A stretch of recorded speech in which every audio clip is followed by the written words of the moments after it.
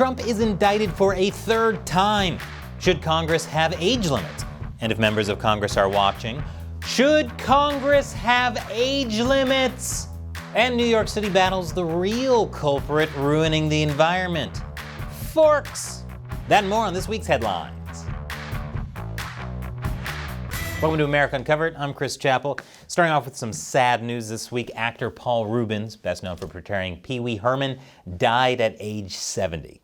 According to a statement posted on his Facebook page, Paul bravely and privately fought cancer for years with his trademark tenacity and wit. A gifted and prolific talent, he will forever live in the comedy pantheon and in our hearts as a treasured friend and a man of remarkable character and generosity of spirit. He'll be buried in the basement of the Alamo. His funeral is expected to be a somber affair until someone giving a eulogy says today's secret word and all the furniture, including the coffin, starts screaming. And by the way, boys and girls, today's secret word is bait and switch. Speaking of things dying, Ron DeSantis' hope of becoming president. At least it appears to be, since a recent New York Times/Siena College poll found that fellow Republican presidential nominee Donald Trump pulled even further ahead and is now leading DeSantis by 37 points. Now, of course, polls aren't always reliable. Just ask President Hillary Clinton about that. But it is showing a trend, and it indicates that DeSantis' strategy may not be working. The day before this poll was released, DeSantis said Trump's constant insults toward him helped him, and that voters wouldn't like all of the former president's name-calling. Yeah, has he met Trump? Winning people over by insulting others is what he does. This would be like saying, nobody likes it when Rolling Stone plays Satisfaction. Knock it off with the greatest hits and just get to the new stuff. But as Trump's polling rises, so does his legal fees. Trump's campaign has reportedly spent over $40 million settling his legal matters, including his 2 criminal indictments this year alone. For reference, his campaign has raised $53 million since the start of the year. Even those working for Trump are facing legal woes. A property manager at Mar-a-Lago was charged in connection with Trump's classified documents indictment and is being accused of ordering an employee to delete security footage. And while Trump's receiving monetary aid from a pro-Trump super PAC, his allies launched the Patriot Legal Defense Fund, intended solely to raise funds to cover more of his court costs. And Trump will need the additional money for lawyers since he was criminally indicted for a third time. He's being charged with 4 counts of conspiracy and obstruction for his role in the January 6th riots.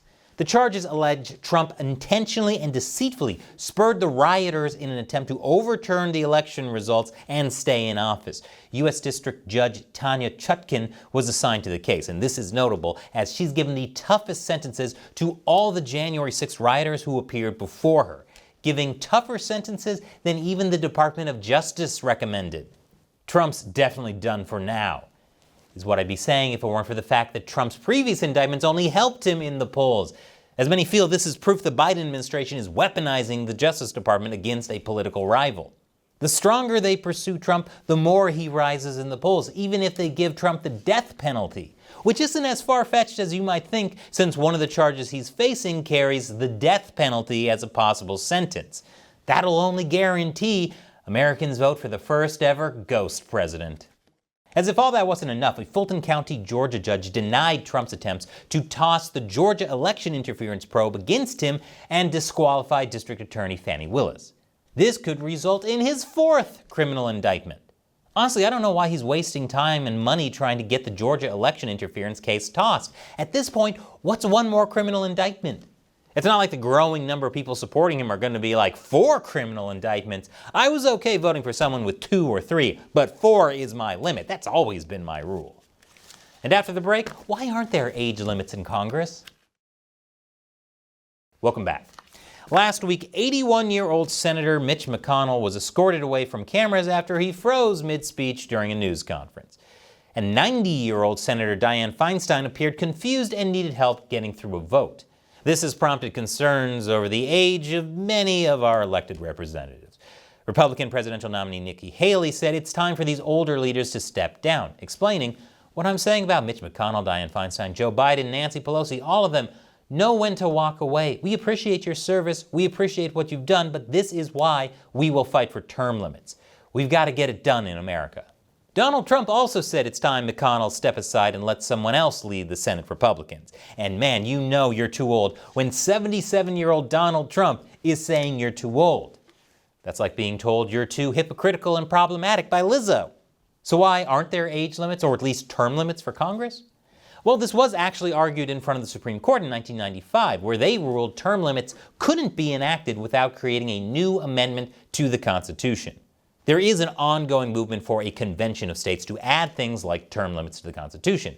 But I doubt most of Congress will vote for term limits, since they'll say that's not what the Founding Fathers intended, and they should know. They were there. A Georgia resident died after being exposed to Naegleria fowleri, a rare brain-eating amoeba. This is the same brain-eating amoeba that had cases appear in Florida earlier this year. While this sounds scary, it's important to remember that it's incredibly rare. Also, if it keeps working its way north looking for brains to feed on, it will eventually wind up in Washington, D.C., where it will soon starve to death. Speaking of places where you question if everyone living there is brainless, California. San Diego began enforcing a law banning homeless encampments if shelter beds are available. They are banned also at all times near schools, parks, and transportation hubs. San Diego Mayor Todd Gloria said, "It is right and appropriate for us to set the expectation that people experiencing homelessness must avail themselves of the services we are providing." The city assured residents that the homeless will receive a warning first, while repeat offenders may then be arrested. Because what better way to scare homeless people than by threatening them with a bed and 3 meals? In response to this, Kamala Harris said, "That's what I've been suggesting this whole time. Lock them up." Back in June, the Oklahoma statewide virtual charter school board approved St. Isidore of Seville Catholic Virtual School, which would require millions of taxpayer dollars to operate. This makes it the first publicly funded religious charter school in the U.S. The ACLU filed on behalf of parents, an education group, and faith leaders to stop St. Isidore's creation. So is the ACLU suing because this is an obvious transgression of keeping church and state separate? According to them, allowing St. Isidore to operate as planned would transform Oklahoma's public schools into tools of discrimination and religious indoctrination. Discrimination? I guess we now have to throw tax dollars paying for religious institutions on the ever-growing pile of everything is white supremacy. Makes sense. Why does the smoke indicating there's a new pope need to be white? And how come there's never been a Jewish pope? This is obvious discrimination. The jokes aside, they were actually referring to LGBTQ and faith-based discrimination, arguing that a religious institute would be less likely to be as accepting of students from all walks of life as traditional public schools. And speaking of religion, Florida is seeing a spike in cases of leprosy, a disease that's been around since biblical times. This is from a study monitoring leprosy cases from 2015 to 2020. As if the brain-eating amoeba wasn't scary enough, Florida is now dealing with leprosy. Why? Because Florida, that's why. Leprosy is sometimes spread to people through contact with armadillos. Fortunately, it's treatable these days in humans, but those poor armadillos. And after the break, Biden goes west. Welcome back. President Biden will visit New Mexico, Utah, and Arizona next week to talk about his administration's effort to combat climate change, which is something I'm sure a lot of people are currently interested in, since it was so hot in Maricopa County, Arizona recently that several people were treated for serious burns after falling on the ground. It's so hot, Satan considered relocating cursed souls to Phoenix, but realized that was too cruel even for the Prince of Darkness. You know how everyone blames the president for rising gas prices even though they don't have a lot to do with that? I feel like we're weeks away from people doing that with the temperature, and we'll start seeing those old Biden "I did that" stickers slapped on thermometers. Biden will be discussing the Inflation Reduction Act, which included $375 billion to battle climate change over the next 10 years. Biden is serious about doing whatever it takes to protect the environment. Well, whatever it takes besides not approving a massive oil drilling project in Alaska. A 21-year-old activist interrupted White House Press Secretary Karine Jean-Pierre at an event geared towards young voters to voice her displeasure with the Biden administration over this.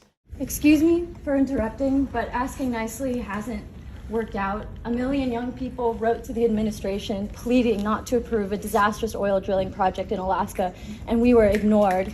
Jean-Pierre admitted there's still work to be done, but assured everyone that Biden is taking the fight against climate change seriously. And if there's one thing Biden never does, it's ignore young people, no matter how much some of us wish he would. Biden isn't the only one looking to protect the environment. New York City passed a law intending to fight the real culprit ruining the planet: forks.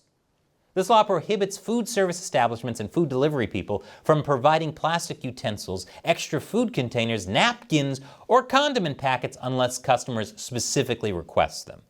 This law is similar to the one in California that passed in 2021. And while reducing waste is a good thing, and this encourages people to be more conscientious, considering San Francisco has a poop patrol, I think they and New York City have worse things to worry about on their streets. The House Oversight and Accountability Committee interviewed Hunter Biden's former business associate at Burisma Holdings, Devin Archer, over whether or not Joe Biden was involved in any of his son's shady business dealings. Hunter Biden is being accused of taking money from foreign interests in exchange for access to his father while he was vice president. And Joe Biden is being accused of being in on this, essentially taking bribes in exchange for influence in policy decisions. The Archer meeting was held behind closed doors, and depending on who you hear it from, Joe Biden was either definitely in on Hunter Biden's business deals, or he had nothing to do with them, further proving that Republicans and Democrats live in two entirely separate realities. No wonder multiverse movies are so popular right now. It's never been more plausible. Congressman Dan Goldman, a House Democrat on the committee who was present for the Archer interview, called for the Hunter probe to be shut down. He also called for Committee Chairman James Comer, a Republican, to release the transcripts.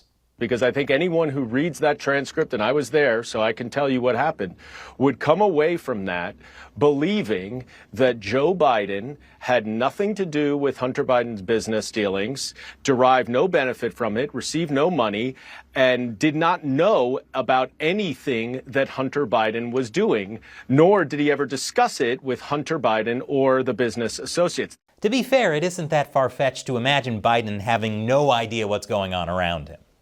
However, Goldman admitted Joe Biden was often around while Hunter was making calls to his business associates on speakerphone. Even Anderson Cooper seems skeptical this was totally innocent. It does seem just a little shady, though, for Hunter Biden, who is a grown adult, to be making his dad come on to speakerphone calls, even if it is a social dinner with business. So, it's a flex of power, isn't it? Fortunately, Fox News obtained the 140-page transcript of the interview and released it. In it, Archer makes it clear that Burisma considered Hunter Biden an asset specifically for his last name and ability to sell the illusion of access to his father. Joe Biden's actual specific involvement is still somewhat unclear. Depending on what this probe uncovers, the Bidens may need to soon start a legal defense fund of their own. So the absolute best case scenario for the president is he really did have nothing to do with his son's shady business deals. He was just monumentally oblivious as Hunter exploited his association with him to operate one giant, shady bait and switch. So what do you think about the stories we covered this week? Leave your comments below. And if you want to help us deliver nonpartisan news, support America Uncovered by going to patreon.com/America Uncovered. All it takes is $1 or more per episode to help us keep making great videos. Once again, I'm Chris Chappell. Thanks for watching.